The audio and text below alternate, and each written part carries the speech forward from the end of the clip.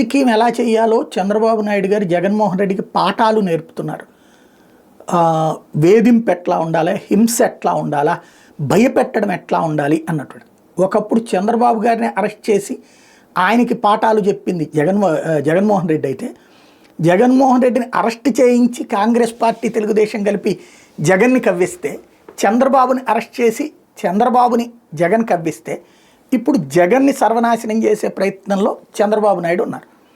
ఇందులో విచిత్ర రాజకీయం ఏంటంటే, ఇంతవరకు ఎప్పుడూ లేనిది, ప్రజల చేత ఎన్నికైనటువంటి ప్రజాప్రతినిధులైనటువంటి వాళ్ళే కౌన్సిలర్లైన, కార్పొరేటర్లైన, మున్సిపల్ చైర్మన్లు, మేయర్లు ఇట్లాంటిది, వాళ్ళ మీదన విజిలెన్స్ రిపోర్టు పేరు చెప్పి పదవి తీసేయచ్చనే ఒక కొత్త కాన్సెప్ట్ తెర మీదకి తీసుకొచ్చారు. ఇది ఇప్పుడు కడప మేయర్ని వాస్తవంగా మిగతా మున్సిపాలిటీలు, కార్పొరేషన్లు అన్నీ లాగేసుకుంటున్నారు. వాళ్ళని బెదిరించి సామదాన భేద దండోపాయాలు ఉపయోగించి. కడప వచ్చేటప్పటికి కుదరట్లేదు, జగన్ సొంతది అయ్యేటప్పటికి వాళ్ళు పట్టు మీద ఉన్నారు కాబట్టి ఇక డైరెక్ట్గా తీసేయలేరు. కాబట్టి అంటే వాళ్ళు ఇటు టర్న్ అవ్వట్లేదు కాబట్టి విజిలెన్స్ రిపోర్ట్ ఏదో వచ్చిందట, కడప మేయర్ తన కుటుంబ సభ్యుల చేతన ఏయో పనులు చేయించుకున్నాడు, కార్పొరేషన్ పనులు అనేసి, ఆ కారణంగా విజిలెన్స్ ఇచ్చిన నివేదిక ఆధారంగా అతన్ని ఆ పదవి నుంచి తొలగించేశారట. ఇది సరికొత్తదైనటువంటి అస్త్రం.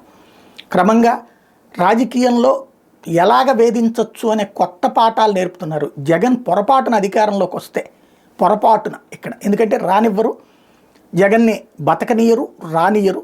ఒకవేళ పొరపాటున అధికారంలోకి వస్తే ఇలాంటివన్నీ ఆయన రివర్స్లో చేస్తే ఏమవుతుందో చూడాలి.